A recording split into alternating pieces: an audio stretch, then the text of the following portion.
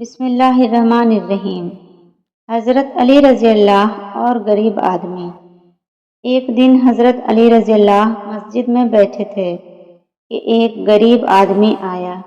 اس کے پاس کوئی بھی مال و دولت نہیں تھی اور وہ بہت پریشان حال تھا۔ اس نے حضرت علی رضی اللہ سے مدد کی درخواست کی۔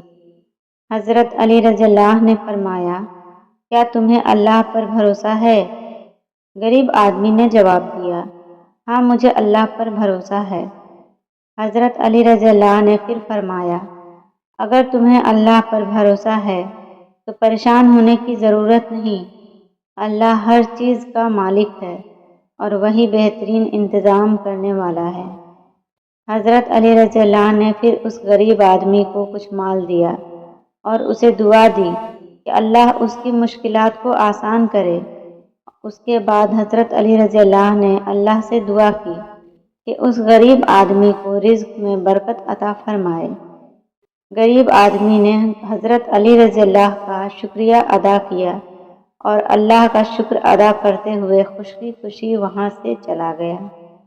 کچھ دنوں بعد وہ غریب آدمی دوبارہ حضرت علی رضی اللہ کے پاس آیا اور بتایا کہ اللہ نے اس کی مشکلات کو آسان کر دیا ہے اور وہ اب اپنی ضروریات پوری کر رہا ہے۔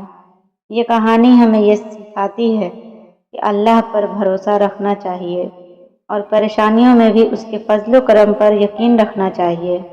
ساتھ ہی ہمیں دوسرے کی مدد کرنی چاہیے اور ان کی مشکلات کو کم کرنے کی کوشش کرنی چاہیے۔